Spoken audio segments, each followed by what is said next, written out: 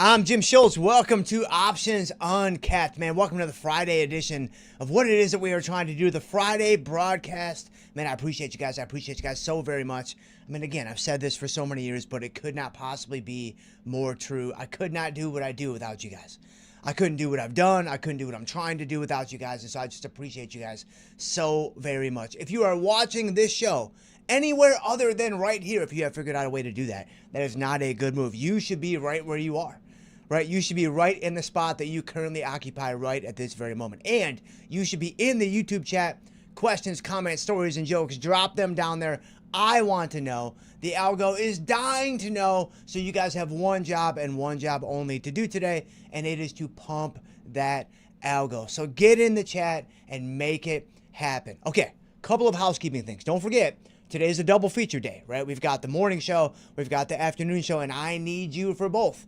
Right, my mom only has so many friends. She's pretty popular, but I need you guys to be here for both. You're obviously here for now because you're hearing these words, and so thank you very much. But today is a double feature day.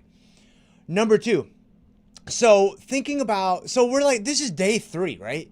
It's crazy to think. I don't know what it feels like for y'all, but for me, this feels like day 19. Like, I mean, it feels like we've been doing this for a long, long time, but this is still only day number 3. When it comes to everything I'm building and everything I'm creating with OU, the 3 pillars are simplicity, clarity, and transparency. I think we're doing pretty good on the transparency front. I think we've got that covered. But we've got some work to do with simplicity and clarity, and I understand that, right? Like, I'm aware of that. But keep in mind, you guys are seeing me build my book in real time, right? I started with a fresh book the other day. I mean, we had Snapchat, obviously, for obvious reasons, given the growth and potential and innovation coming out of that company. But you guys are seeing me, and by that I mean it has none of those things. You guys are seeing me build my book in real time. And so because of that, I'm not able to go back and start from the very beginning. You guys are very much kind of picking this up midstream, and I'm aware of that, right? And so you're going to have to kind of pick up the breadcrumbs, as I drop them on the trail. Now, again, don't worry. They're organic, right? They're USDA certified, and they are indeed gluten-free. But you're going to have to pick those guys up as they come. But simplicity, clarity, transparency, give me a little bit of time, hang with me, we will get to where we are trying to go. And then when it comes to, what I'm trying to accomplish, and we'll see this in the portfolio here in a couple of minutes, but when it comes to what I'm trying to accomplish, there's 2 primary categories, right? There's the premium category, the options category, and there's the futures category, right? The options category is going to be very similar to what many of you have seen me do for many, many years. Now, a lot of you are finding me for the first time. I mean, I'm getting a number of messages of people that have just found me, people that have just found, OU, people that aren't coming from FTTP.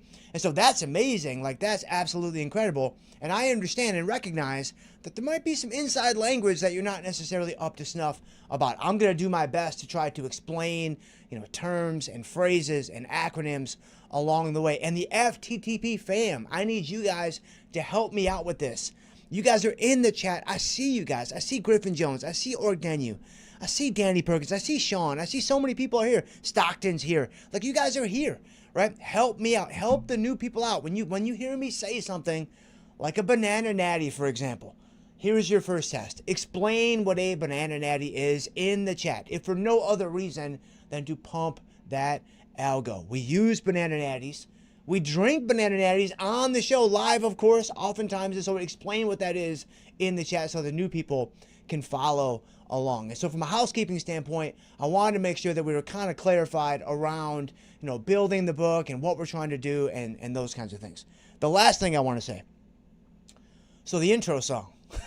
This has turned into quite a phenomenon. So I've read through all the comments, every single one. I've tried to respond to as many as I can, but obviously I can't respond to every single one. No one has picked it yet. No one has gotten it yet. You probably still have a few weeks. It's going to take us a couple of weeks to figure out the licensing and the copyrights and whatever. And so here's where we stand.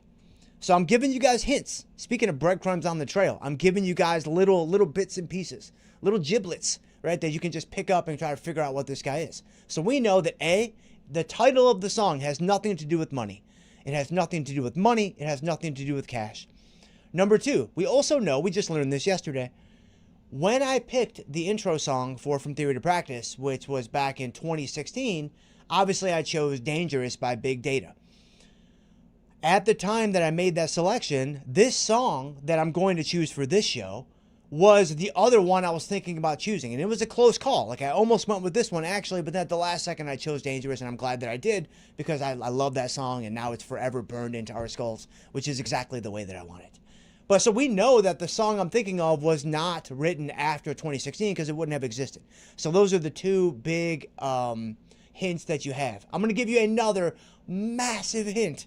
This is a huge hint. And this gives you another reason to watch the show on a regular basis. Here you go.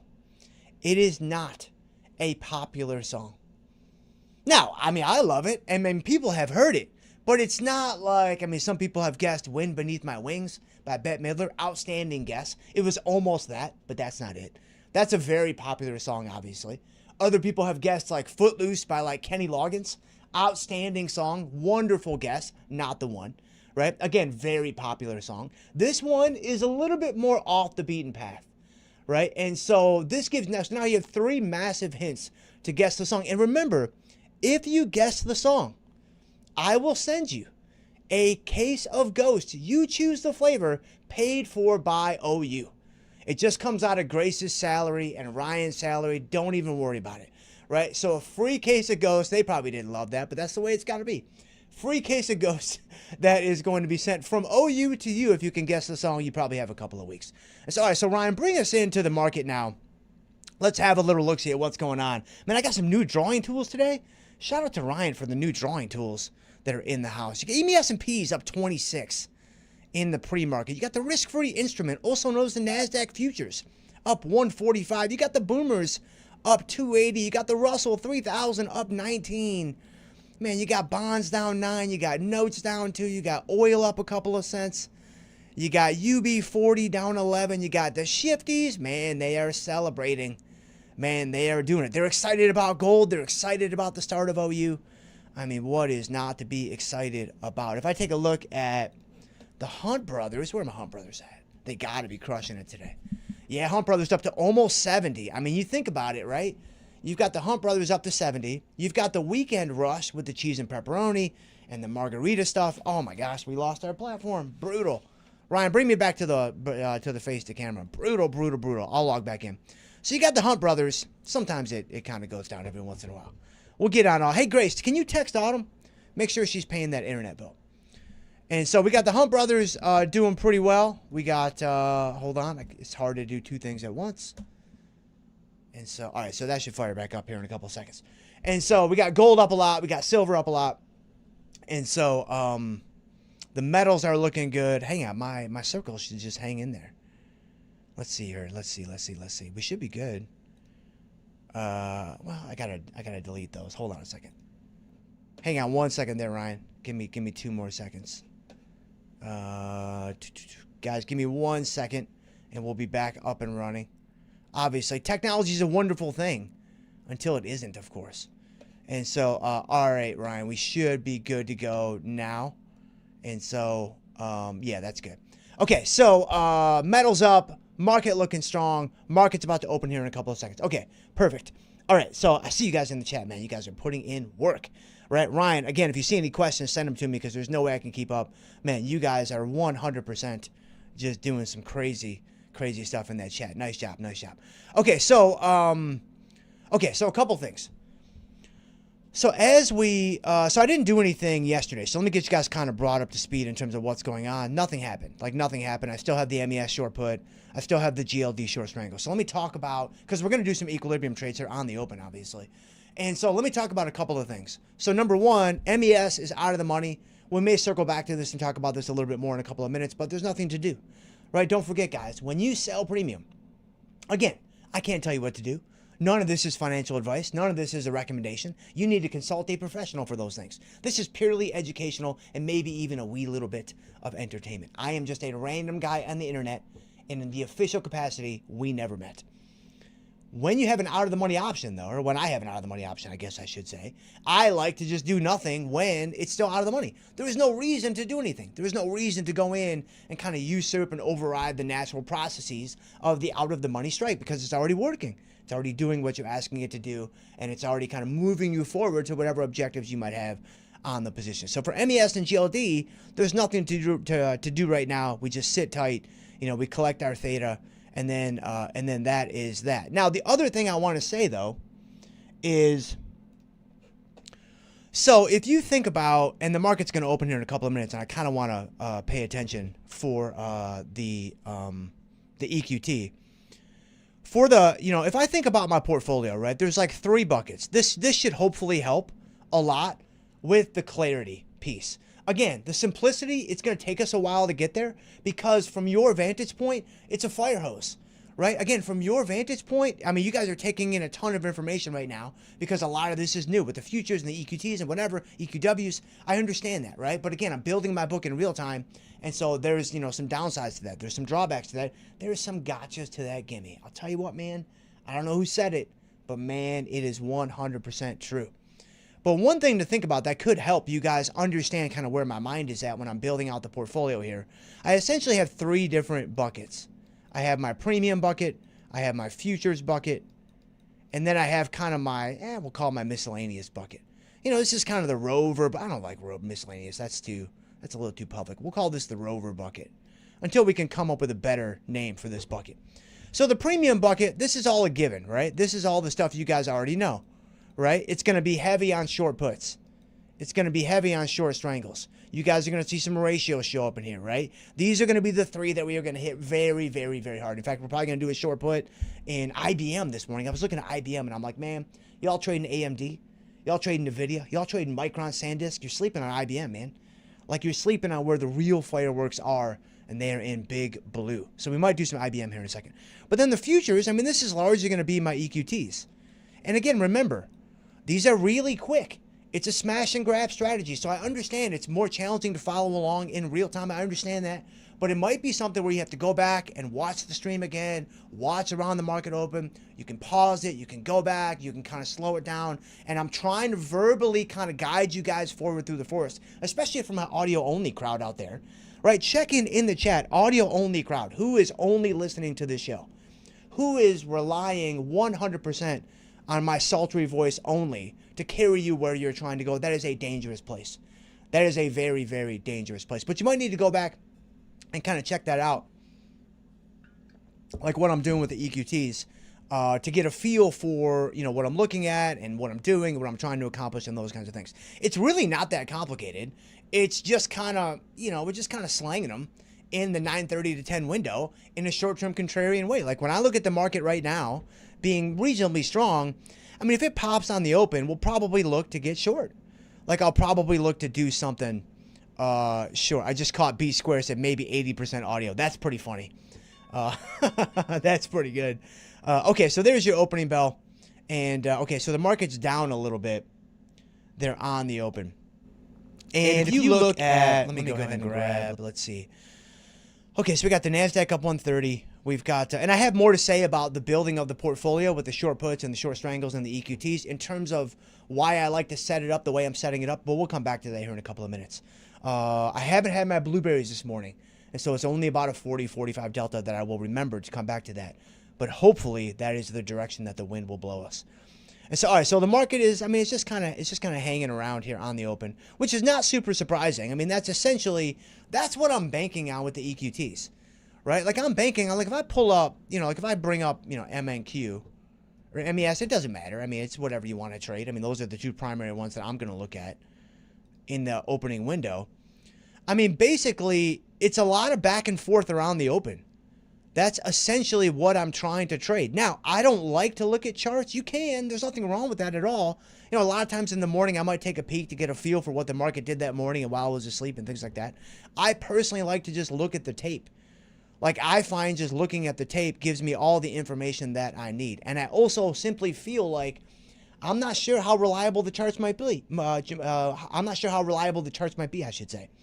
And so if you like to trade from the charts, I mean, go for it, man. I mean, a lot of people think they're valuable. A lot of people think that there's potentially an edge there. I'm not necessarily in that camp, other than the fact that there is one thing that I do think might be valuable. But we'll get to that at a future point in time. I got to give you guys a reason to come back. And the intro song is only going to carry us so far.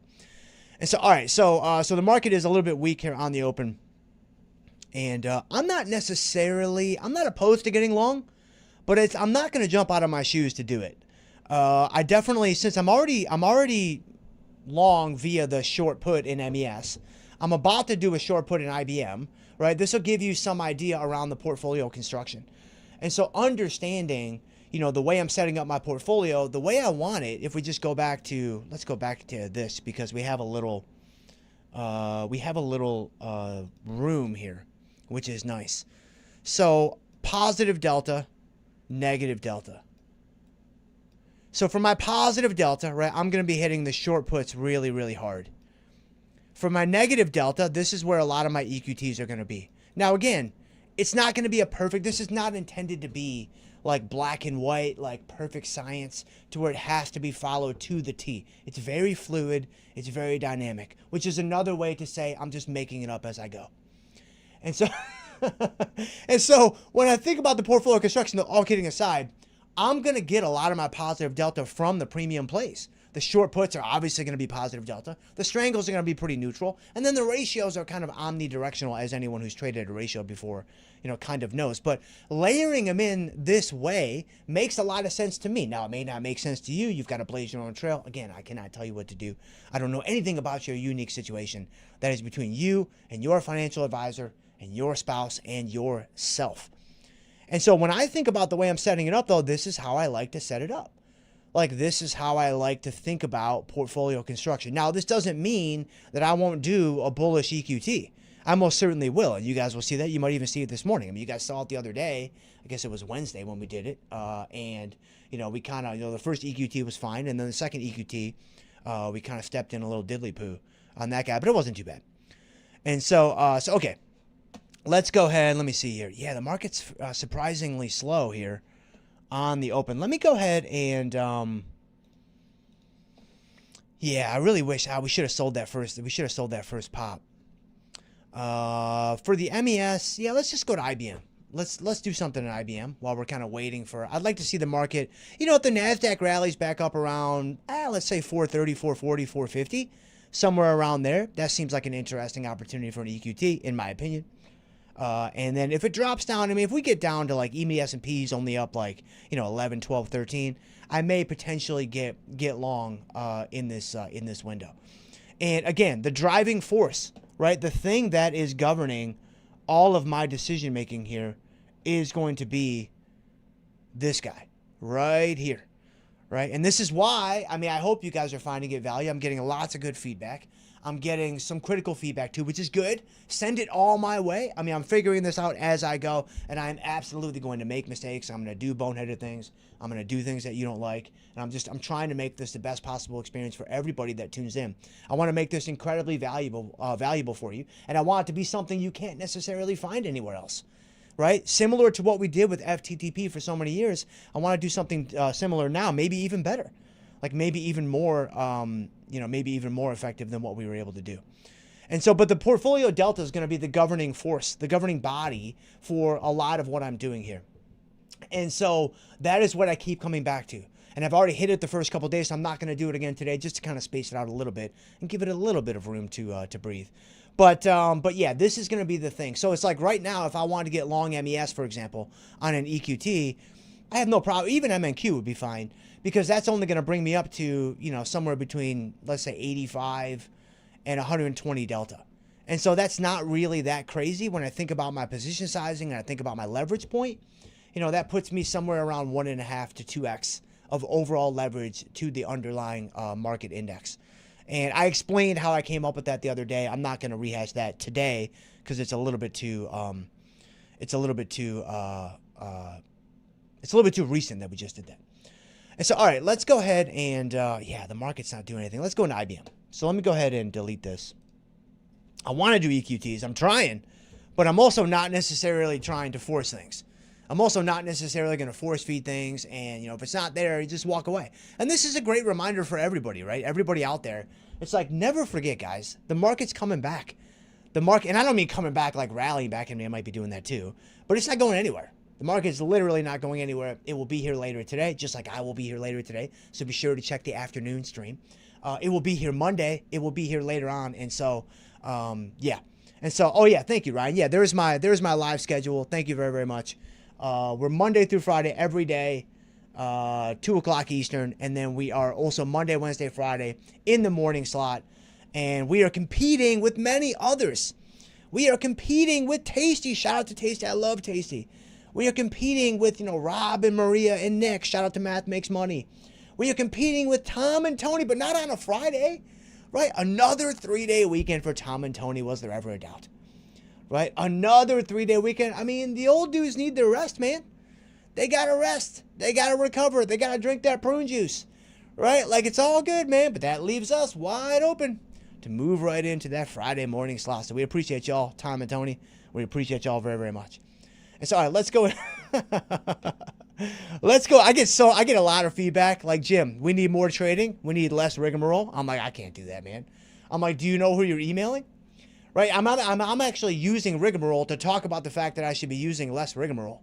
Right? And I'm like, I can't do it. Like, we're 2, 3, 4 derivatives into the rigmarole partial differentiation at this point, and I can't do it, man. And so, I'm going to try. Not very hard, but I'm going to try. And so, all right, let's go to IBM. Let's go to the trade page.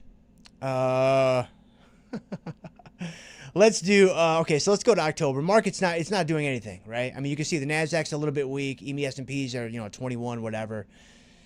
I want to do an EQT, but I would need the market to be down a little bit more for me to get long, because, again, I don't love getting long, especially with the market kind of at these really, really high levels. Because, again, just really quickly, again, I know I'm being very repetitive, but, again, I'm trying to be clear. And I'm trying to boil this down to really simple things that can be repeated and can be sustained over time. And not only that, but I want you guys to understand what I'm doing and why I'm doing it. I like actively trading the market from the short side more than the long side. Not in like a crazy like 95-5 way or like 100-0 way, but like 60-40, 65-35. And I'm doing that because, remember, if my primary book is short premium, right? And if I'm used to selling premium, what is the thing that's going to do the most damage? What is the thing that's going to be the hardest to defend against, right? It's going to be the outlier move. It's going to be the big move that gets away from us, especially the one that happens quickly. Okay, when does that usually happen? Not every time, but when does that usually happen?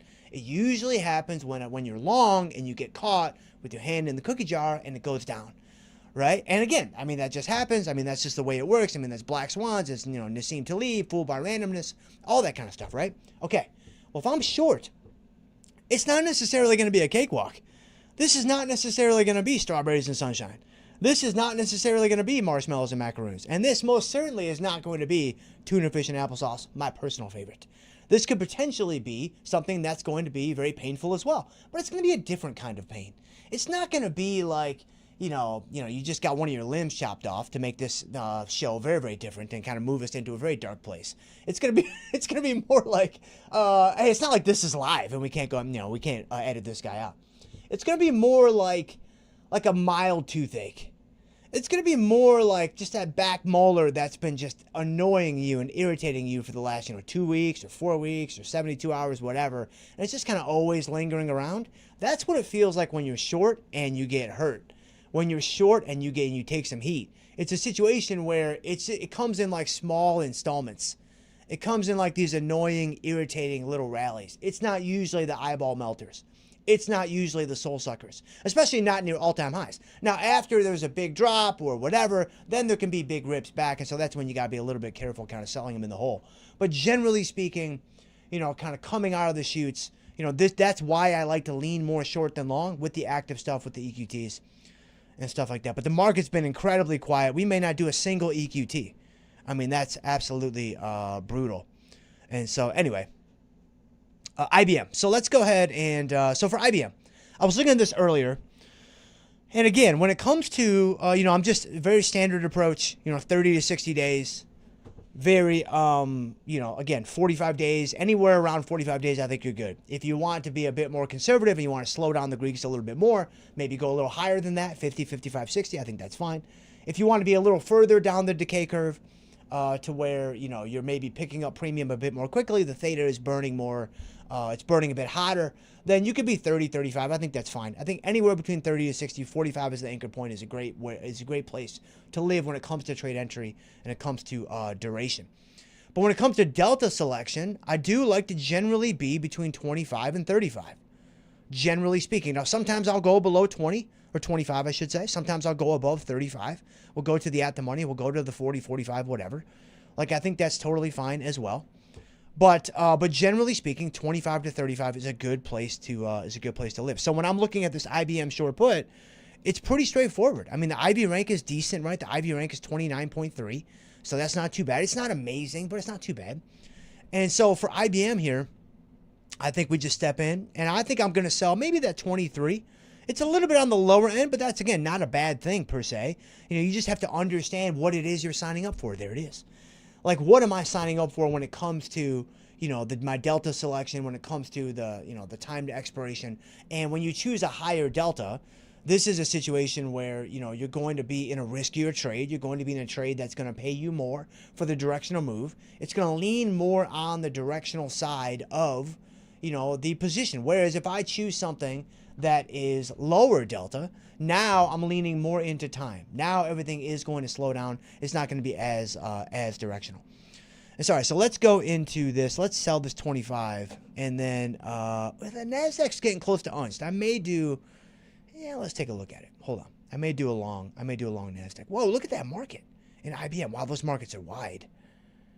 Look at that market, man. These Vinny Batista markets on IBM. That doesn't make any sense. He doesn't even know IBM exists. Hang on. The 210 looks a lot better from a market standpoint, but that's, yeah, I'm gonna try to get filled on the mid price of this 215, and we'll see if we can do it. And the buying power obviously is really good. 2,800. That's about 5% of my account, a little over 5% of my account. So from a position sizing standpoint, that looks pretty good. And so let's see if we can get filled near the mid price. I'll give a little bit up here. That's fine. 450. Man, these mid prices on Tasty have been jumping. All right, so we got filled at 450. There you go. And so you see, I only picked up a few beta weighted delta. Like, it really didn't change my beta weighted delta at all. And so, we're still bullish, playing to the upside. We picked up a little bit of theta, which is super nice. And then, yeah. And so MES, GLD, IBM, these are all the premium plays. You're seeing the theta get built up. You're hearing talks about delta and all those kinds of things. And so that's good. And, I see some people chiming in that we got PMI coming up. We got PMI coming up? Man, we've only got 30 seconds to go. But all I can say is this. This PMI that's about to drop, I don't know that I've seen a more important PMI in all my years of trading. It's been almost 20 years, guys. And so this is it, man. We're only 15 seconds away. Man, I didn't even know it was coming out today until about 17 seconds ago. And so here we go. We got PMI coming out. We'll see what happens. And then maybe that'll give it, maybe it'll give us an opportunity to do an EQT on the heels of PMI. So here we go. So here's your PMI, and boom, nothing. And so absolutely nothing. Literally nothing happened. Like, zero happened. I mean, there's a little bit of a rally in the Nasdaq, but nothing super crazy. EME S&P's popped up a little bit. So I think what I'm going to do, let's go to MES. If MES rallies up to, I want to let it reach and come grab me. 94.5 would be okay. And so we can do our first EQT today. Now I'm choosing MES for a couple of reasons. Number one, it's only about 50 beta weighted delta, so it's gonna line up a bit more closely with my current delta. So it's gonna flip me to be a little bit short, at least in the interim, which is fine. Because, again, the EQTs are intended to be kind of smash and grab. They're not intended to be things that are going to stick around forever. They're going to kind of be, on and off pretty quickly most of the time. Not all the time, of course. Sometimes I'll hold them for days, and that's just the way that it goes. But also, number two, since we are a little bit lower right now, I'm not as apt to get into something that might move more quickly against me. I mean, generally speaking, you've got the S&P 500, you've got the NASDAQ, right? These are going to be your primary players. The S&P 500, I mean, that's going to move a lot slower. That's going to be a bit of a smoother ride, generally speaking. The NASDAQ can whip you around like a ragdoll, man. Like, the NASDAQ can just whip you around, punch you in the kidney, take your lunch money before you even get your order filled. Like, it's not even live yet. You're like, how am I already down, 50 basis points? That doesn't make any sense. That's what the NASDAQ can do for you. And so when it comes to thinking about, like, if you're considering wading into the waters of futures or EQTs or what have you, again, I can't tell you what to do. This is all purely hypothetical. If one were considering some scenario where one might be wanting to do something that is of this nature, what I might consider doing is starting with MES, because that's going to be a slower moving product just by nature. That's going to be something that's slower moving just when it comes to, the tick by tick and the day by day. And so I like the NASDAQ generally because it does move around a lot more than the S&P 500. And so that is a good thing when it comes to wanting to capture the high velocity moves and wanting to kind of play the back and forth. But generally speaking, if you're wading into these things for the first time, it could be worth considering. And I do actually want to point out, if you look at the NASDAQ, and then I want to get to the questions because we have a bunch of questions that have come in. Thank you so much there. Wow, we have so many questions that have come in. Thank you so much. Thank you so much, Ryan. This is amazing. And so the market's actually down now. Look, it's dropping. Look, the NASDAQ is almost unched. Wow, look at that. Okay. So a couple of things. If we look at the NASDAQ, let me just point something out because this is actually a really important part of the whole EQT philosophy. So if you look at, just look at this area, right? Look at that area. That's the whole idea behind an EQT. The whole idea. Now, again, there's a lot of math. There's a lot of quant that we'll get to at some future point. But again, I'm just trying to give you guys things in relatively bite-sized chunks while also kind of being somewhat repetitive in nature because this is so new. And coming from me, and some of you guys are finding me for the very first time again. And so thank you guys so much. I'm so appreciative of your time and your investment. And I really hope that you get some value from the show. And I thank you guys so much for giving me your time and your attention because there are so many other places that you could spend it. Like there are so many other places where you could spend your time and attention. So I am just so thankful for you guys. So very, very thankful for you guys. And so, but when it comes to the EQT, I want to play the back and forth. I want to play that chop and slop, right? I think there are good reasons to think that there's going to be a very, very strong search for equilibrium around that 9:30 to 10 window. Now, it's not going to happen every time. There will be times where it just takes off. There will be times where it just rockets down, right? That will absolutely unequivocally happen as well. And that's part and parcel for what we're doing. That's part of what we're signing up for. And so, it's definitely not a foolproof strategy. It's definitely not the holy grail or anything like that. But I do think, it does give us an opportunity to potentially add some things around the edges that complement what we're doing with short premium in a really effective way. So, okay, so let's see. Let me get some questions that have come in. Man, I see you guys in the chat, man. Wow, I see you guys in the chat. Ash Finn is here.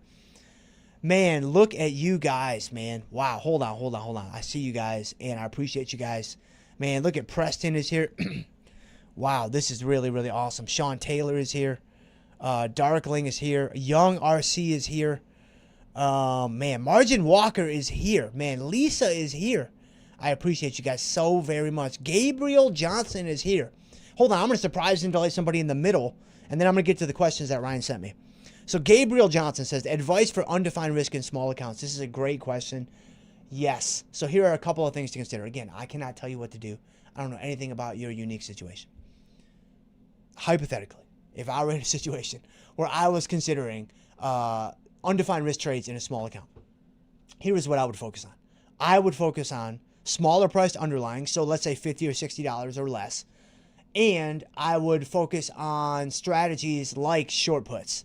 Because what that's going to do is going to do a couple of things. So number one, a short put, that kind of keys you in or clues you into the upward trajectory of the market. Most people are naturally bullish, so it's going to naturally jive with how you might personally view the market yourself. Now, again, if you don't view it that way, then by all means you can do strangles, you can do other things. But I think a short put is a great place to begin. The smaller price though is really important because what is the thing with an undefined risk strategy that really kind of, makes people uneasy, that really kind of soils the underoos a little bit?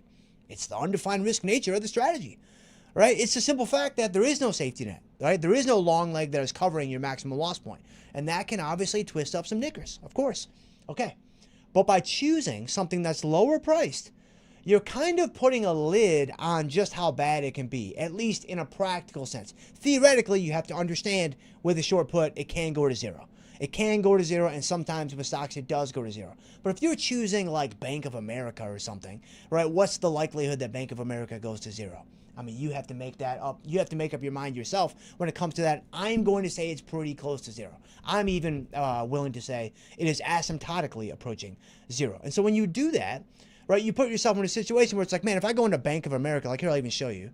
If I go to Bank of America, let me get that random X off the screen. Shout out to Ryan for getting me new drawing tools, man. These are so nice and so awesome. NASDAQ's negative now. Wow, look at that. So Bank of America is $62, right? Okay. What would be a huge move in Bank of America? If Bank of America moves $6 in a day, I don't know that it's ever happened before, right? So for Bank of America to move 70 cents, like you have to move heaven and earth, right? And so when you start thinking about like, all right, like what's the thing that's going to do all the damage? It's going to be the huge move that gets away from me, right? And so with Bank of America, or this is just one example, of course, it could be many other things. I'm putting myself in a situation where the worst case scenario, there's kind of a realistic lid on that too. And so I think that's a great place to begin. And not to mention, if I went into Bank of America and I went to like the October cycle, and let's say I sold the 60 put, again, just for a hypothetical example, my buying power effect is only $1,000. So if I have, you know, a $12,000 account or a $15,000 account, did you give an account size? I don't think you did. Yeah, no, you didn't. So if I have a $12,000 account or a $15,000 account, that's less than 10%. If I have a $10,000 account, that's 10%, which is a little bit higher. But again, I don't think it's crazy personally. You have to decide for yourself. I don't personally think it's that crazy. But yeah, so that would be what I would suggest. A couple of things to consider there, Gabriel Johnson. All right, so let's see here. Wow, so many questions. Man. Okay, so let me see. Oh my gosh, Ryan, you actually brought the Gabriel Johnson question into my back channel here with these surprises and delights, and so awesome. Okay, so let's see. Let's see if I can find. Let's see. I'm trying to find some good questions. Here we go. So Zarek says, I'm still not clear about futures and all versus selling options on stocks and ETFs. Of course, right? And my best advice would be, if futures are brand new to you, don't rush the process, right? Don't rush the process. Wade into the waters. And it may be waters you may never get into. Like, it's not a requirement. It's not something you have to do. It's nothing like that, right? I just think it's a nice compliment that really suits a short premium foundation. And so it sounds like, by the nature of your question there, Zarek, it's Zarek us LM. If you're already selling options with stocks and ETFs, I mean, that can get you so far. In my opinion, that can really take you all the way to the finish line, whatever the finish line might look like for you personally. But yeah. I think don't necessarily rush the process with futures. That would be my best suggestion to consider. And then let's see. Let me see if I can find another one. Oh man, well, I see Stockton says, give me all the rigmarole you have. To be clear, not a lot of rigmarole. All the rigmarole you have it. Well, then you were in the right spot, my friend. And because, again, I don't know that we can avoid it. Like, I don't know that we can possibly contain ourselves from just allowing the rigmarole to just ooze out of our pores. And again, like, if that doesn't suit you, then I appreciate your time, and I 100% appreciate your attention. But there are many, many, many, many other options out there when it comes to trading and finance and all those kinds of things. I just want to do things. I want to do things a little bit differently. I see K Dolan says, "Hey, Dr. Jim, what's going on there, my friend? Are you planning to trade on Tasty long term, or are you platform shopping? Just wondering about your thoughts on it and fees now that you've gone indie." This is a great question, of course.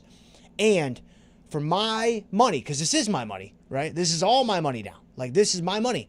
Like, if we don't do well, right? Amelia May, right? Our trading assistant, my intern, also my 6-year-old daughter who does all my trade analysis for me. Even the EQTs, they're all hers. She's not going to get her gluten-free, right? Fun-free, soy-free, dairy-free waffles. And that's going to be a big problem for us. Not only from her, but from the boss herself.